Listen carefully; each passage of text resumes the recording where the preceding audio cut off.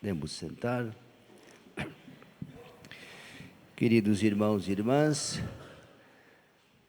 Jesus, nesses últimos fins de semana, vem falando a nós através das parábolas. Domingo passado, no Evangelho, nós vimos que o reino de Deus foi comparado a 3 parábolas. E hoje, novamente, o reino dos céus é comparado como um tesouro escondido num campo, que um homem encontra, mantém escondido, depois cheio de alegria, ele vai, vende tudo que tem, seus bens, para comprar, adquirir aquele campo, porque ali ele encontrou algo de muito valioso e muito precioso, Também o das pérolas preciosas e uma rede que é lançada ao mar e que apanha todos os tipos de peixes, bons e maus.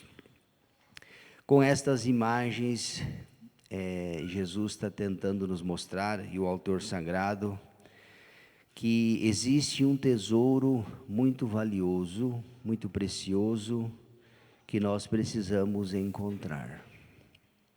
Muitas vezes na vida as pessoas costumam dizer: encontrei o grande tesouro da minha vida, E demonstra felicidade, alegria, porque encontrou, ganhou, conseguiu alguma coisa que lhe satisfaz. E diante disso, por ter encontrado aquilo que para ele era importante, ela se sente bem.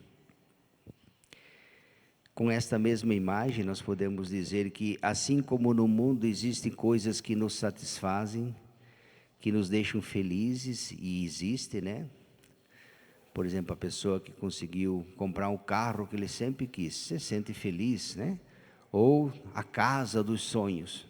Essa pessoa se sente alegre ou se sente triste? Se sente realizada, sim ou não? Sim.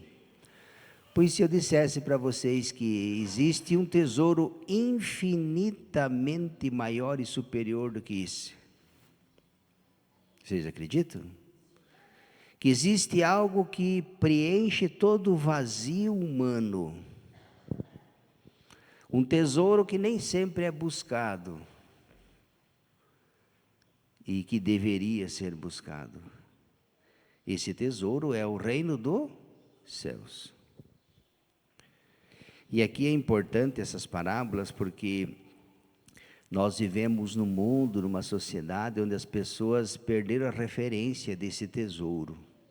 Para a grande maioria das pessoas, a coisa mais importante a ser buscada é nesse mundo. Grande erro. Grande erro. É claro que tem muitas coisas importantes que nós devemos buscar, mas a mais importante nós esquecemos. De que adiantaria, aliás, o autor sagrado já diz, de que adiantaria o homem ou a mulher ganhar o mundo inteiro e perder a sua alma? Lutou em vão, viveu em vão, trabalhou em vão, morreu em vão. Se o maior tesouro da nossa vida está nas coisas materiais e passageiras, nós erramos o caminho. Estamos buscando aquilo que não vai preencher o vazio humano. Por isso que a parábola diz que começa: o reino dos céus é como um tesouro que está escondido num campo. Aquele que encontra esse tesouro mantém escondido, porque ele achou algo de muito importante. E o que ele faz? Cheio de alegria, ele vai e vende tudo que tem, todos os seus bens, e compra aquele campo. Por quê? Porque ali ele encontrou algo de mais precioso. E está disposto a deixar tudo que tem, porque encontrou algo de valor infinito. Então esse desejo, essa ânsia, essa vontade de buscar as coisas de Deus, este é o tesouro que nós deveríamos buscar, o reino de Deus.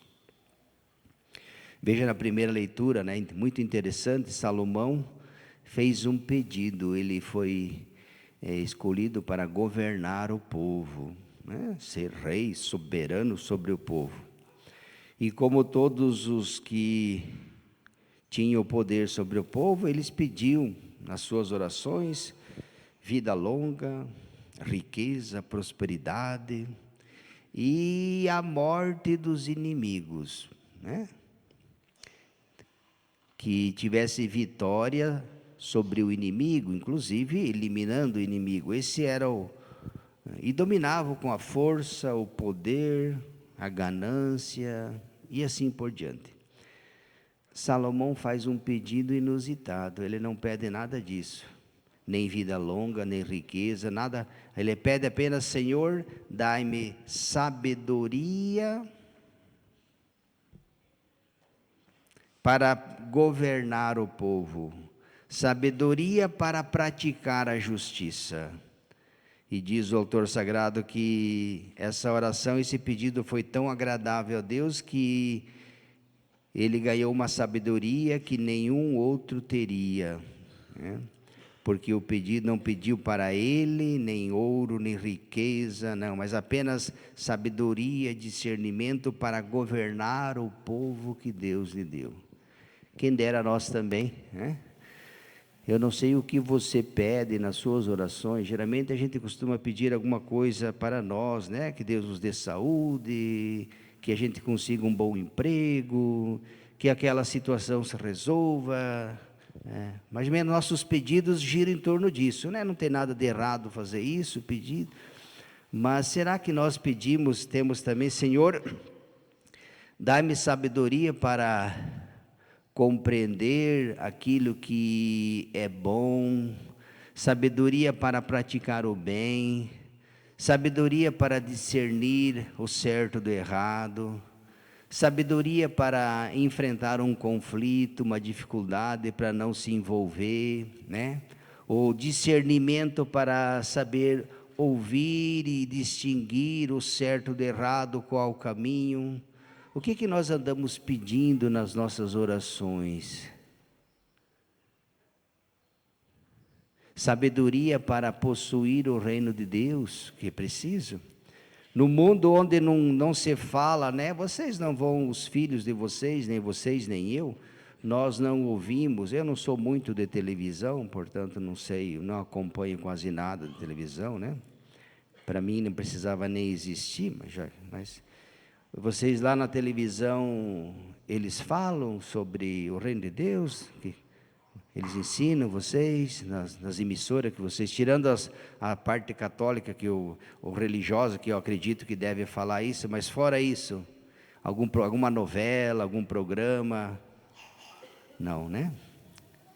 Então, meu querido e minha querida, se você não se preocupar em ter sabedoria para conquistar o reino de Deus, é bem provável que nós possamos ficar fora dele.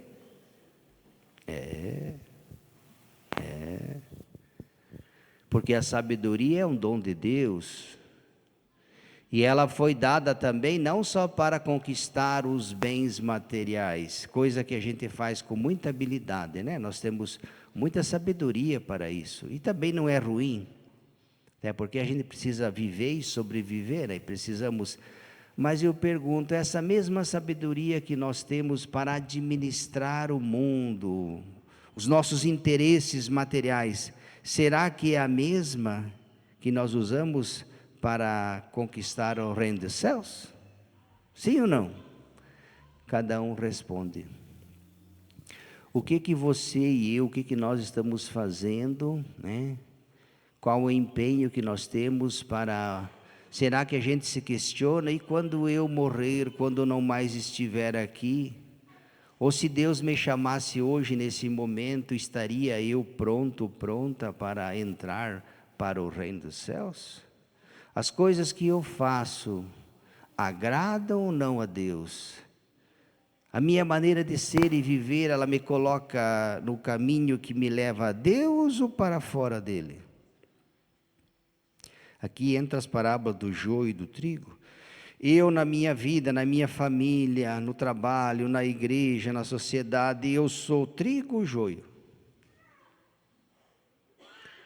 Na parábola de hoje, o pescador que lança a rede, diz que quando ele puxa, vem um monte de coisa. E quando somente vai ver o que veio lá do fundo do mar ou do rio, quando traz para fora. Aí ele senta e separa, né? Se vier uma garrafa, né? Não dá para a gente fazer garrafa milanesa, né? Não dá para comer a garrafa, né? Vocês já comeram alguma vez uma garrafa frita? Deve ser boa, né? Não serve. Vai ser jogada fora. Vier um galho, também não serve. Agora, se vier um peixe, tudo o que o pescador espera quando ele vai pescar é que lá do fundo do rio ou do mar venha peixe. Não espera outra coisa. Assim também a nós, Deus espera que nós sejamos o trigo e não joio. Sejamos o peixe da rede e não outra coisa. E daí as imagens fortes, né? Assim como o pescador separa o que presta e o que não presta, o que presta tem um destino, imagem clara do reino dos céus, e aquela outra imagem será jogado fora, imagem muito clara do outro lugar oposto, que é longe de Deus. Porque na nossa vida não tem isso, é isso, ou nós nos salvamos ou nós nos perdemos, não tem outra escolha. Ou a nossa vida, ela caminha para a salvação ou para a perdição. Aquilo que Santo Agostinho disse, atenção, porque dentro de cada ser humano existe o bem e o mal. São duas forças que estão ali diariamente, 24 horas por dia, uma lutando contra a outra. Uma força que nos impulsiona para o bem e outra que nos impulsiona para o mal. Você não sente isso dentro de você? Todos nós sentimos. Por quê? Porque a nossa natureza humana, ela foi visitada pelo pecado. Ela foi ferida gravemente. Por isso nós vamos sempre ser, pode ver, as tensões, as paixões desregradas, os desequilíbrios que existem dentro de nós e que a gente não entende por que acontece, por que isso acontece, são as paixões desregradas, é o pecado latente que está lá presente. Ele também nos empurra, é uma força negativa. Se não for dominada, controlada, nos afasta de Deus e compromete a nossa vida eterna. Como o bem é o contrário. Por isso, meus irmãos e irmãs, essas parábolas, elas são dirigidas a mim, a você, a cada um de nós. Vamos nos confrontar diante dela, trazer elas para a nossa vida e aplicar na vida cotidiana, seja no teu trabalho, na tua família, na igreja, em qualquer lugar onde você está. Você está sendo uma presença de Deus? Você está edificando, construindo, evangelizando com teu testemunho, com as palavras que saem da tua boca? Aquilo que sai do teu coração faz com que o ouvinte se aproxime ou se afaste de Deus? Essa é a pergunta que nós deveríamos fazer. Já pensou se as pessoas soubessem, aquela pessoa é de igreja, mas de dentro dela só sai joio e pouco trigo? A pessoa não só não vai entender, como vai acabar se revoltando contra Deus. Como pode alguém dizer que vive, que é de igreja, mas só sai joio dentro dela, ou dele que seja? Está sendo um discípulo de Cristo, ou o contrário? Então nós precisamos estar atentos, porque, repito e finalizo, dentro de nós existe também, o padre falou, e não só o padre, mas o joio e o trigo, o bem e o mal, está lá dentro de cada um de nós. Qual delas vai vencer, padre? Vai vencer o bem e o mal? que vocês acham? Dessas duas forças que temos dentro de nós, o bem e o mal, qual vence? O padre já falou aqui, né? Perguntaram para Santo Agostinho: Senhor, se nós temos dentro de nós duas forças, uma que nos impulsiona para o bem e outra para o mal, qual delas vai vencer? O que ele disse? Aquela que você alimenta. Aquela que você alimenta. Essa vai dominar a tua vida. É como alguém que está no vício, por exemplo, na droga, no álcool. Enquanto não se libertar, qual que vai dominar nele, que vai mandar e vai arrastar e levar para o caixão? É o vício. É preciso fazer o caminho inverso. Não tem outra saída. Uma vez me perguntaram: padre, o que eu preciso fazer para parar de fumar? Eu falei: mas é a coisa mais simples do mundo para parar de fumar. Sabe o que precisa fazer para parar de fumar? Vamos ver. Isso, é só parar de fumar. Pronto. Isso mesmo. Eu vou no médico, no psicólogo, eu vou... Não, pode ir, não tem problema. Mas é muito simples. Se você quer parar de fumar, é só parar de fumar. Não compre mais cigarro. Exige boa vontade? Sim, mas tudo na vida exige boa vontade.